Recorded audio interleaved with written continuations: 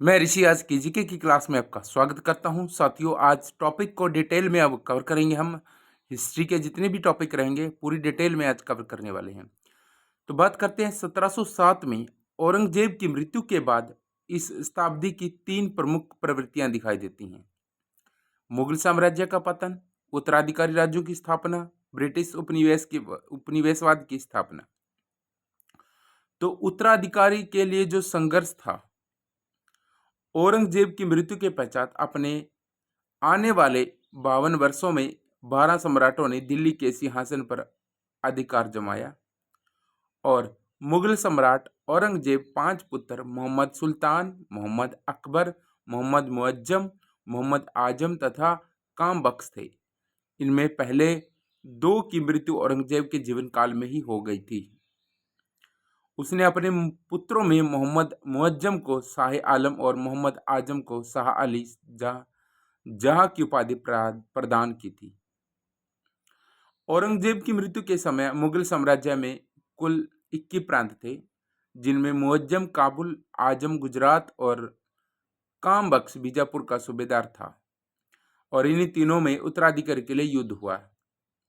यद्यपि औरंगजेब के बड़े बेटे मुअज्जम ने अपने दोनों छोटे भाइयों को साम्राज्य के विभाजन का प्रस्ताव दिया था, लेकिन दोनों भाइयों ने इस प्रस्ताव को अस्वीकार कर दिया। आजम ने तो इसका जवाब देते हुए कहा कि 10 गरीब आदमी एक ही चादर में आराम से सो सकते हैं, लेकिन एक सल्तनत में दो बादशाह नहीं रह सकते। आगरा से 20 मील दक्षिण जाजों में 18 जून 1707 ईस्वी में लड़े गए युद्ध में मुअज्जम की सेनाओं ने आजम को परास्त कर दिया और इस युद्ध में आजम शाह और उसके दो बेटे बिदरख्त और बालाजहा मारे गए। इसके बाद मुअज्जम ने मुगल साम्राज्य पर अधिकार कर लिया। मुअज्जम का तीसरा भाई कामबख्श सत्ता के लिए संघर्ष करता रहा, लेकिन 12-13 जनवरी 1709 को मुअज्जम और कामबख्श के बीच हैदराबाद का युद्ध हुआ, जिसमें कामबख्श मारा गया। जो युद्ध हुआ वो मुअज्जम और आजम के बीच हुआ था, परिणाम मुअज्जम विजय हुआ। हैदराबाद युद्ध हुआ, मुअज्जम व कामबख्श के बीच हुआ और इसमें मुअज्जम विजय हुआ, यानी दोनों विजय में मुअज्जम ही विजय रहा। उसके बाद 1707 में मुअज्जम बहादुर शाह प्रथम की उपाधि के साथ दिल्ली के तख्त पर बैठ गया। इसके बाद जो कहानी शुरू हुई वो चेक करते। जो बहादुर शाह प्रथम था वो मुअज्जम ही था। 1707 से 1712 तक का कार्यकाल था इसका। यह मुगल राज सिंहासन पर बैठने वाला सबसे वृद्ध यानी 65 वर्ष मुगल शासक था। 1711 ईस्वी में जोशुआ कैटेलार के नेतृत्व में एक डच प्रतिनिधि मंडल बहादुर शाह के दरबार में आता है। प्रतिनिधि मंडल में शामिल पुर्तगीज महिला जुलियाना को बीवी व फिदवा की उपाधि दी। उसके बाद औरंगजेब के द्वारा लगाए जाने वाले जजिया कर की वसूली बहादुर शाह प्रथम द्वारा बंद करवा दी गई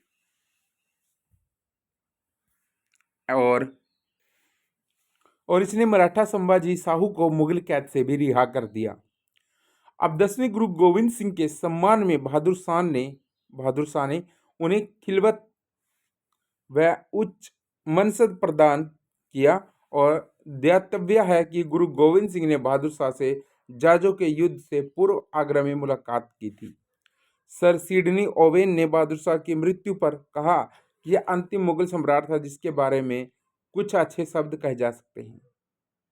इतिहासकार खफी खां ने कहा कि बादशाह राजकीय कार्यों में इतना अधिक लापरवाह था कि लोग उसे साहे बेखबर कहने लगे। और बहादुर शाह की मृत्यु के बाद कहानी एक बार फिर से दोहराई गई और बहादुर शाह के चारों पुत्रों के मध्य उत्तराधिकार का युद्ध आरंभ हो गया। यह चारों आपसी लड़ाई में इतने निर्लज हो गए कि बहादुर शाह का शव 1 माह तक दफनाया न जा सका।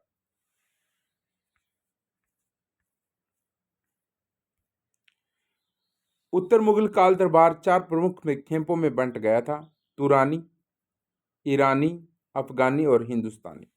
ये 4 दरबार थे जिसको मुगल काल दरबार कहा जाए। इनमें बांट दिया गया और इनमें प्रथम 3 तुरानी, अफगानी और ईरानी मध्य एशिया ईरानी और अफगान सैनिकों के वंशज थे।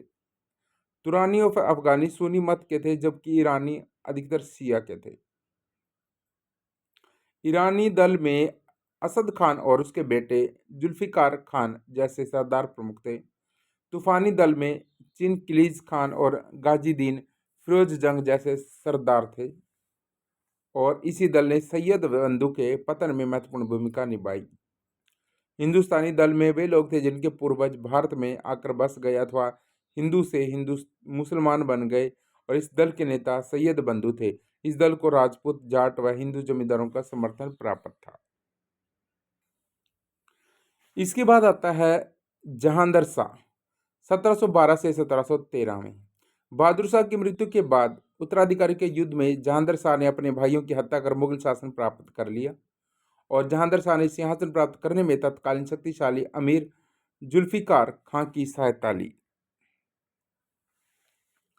जिसे कालांतर में बादशाह ने वजीर के सर्वोच्च पद पर नियुक्त किया। अत्यधिक भ्रष्ट एवं अनैतिक आचरण वाले जहांदर शाह पर उसकी प्रेमिका लाल कुंवर का काफी प्रभाव था।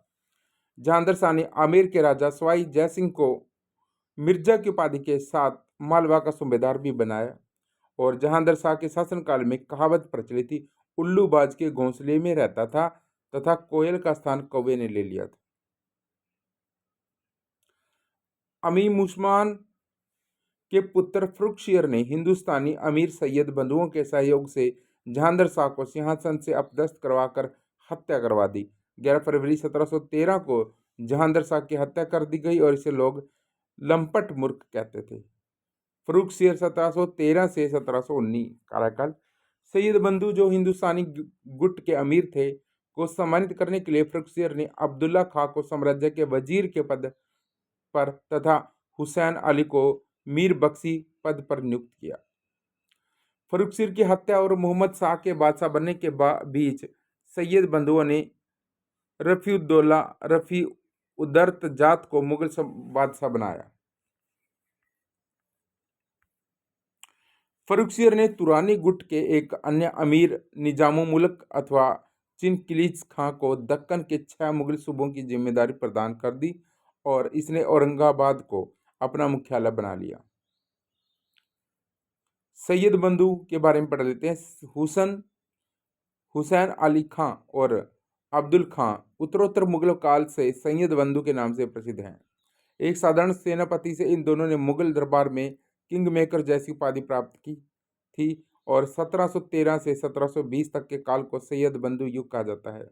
इस काल में इन्होंने फर्रुखसियर, रफीउद्दराज, रफीउद्दौला एवं मोहम्मद शाह को सम्राट बनाया। बाद में दोनों दरबारी राजनीति का शिकार हो गए। हुसैन अली की हत्या हैदर खान द्वारा कर दी गई, और अब्दुल्ला खां को विष देकर मार डाला गया।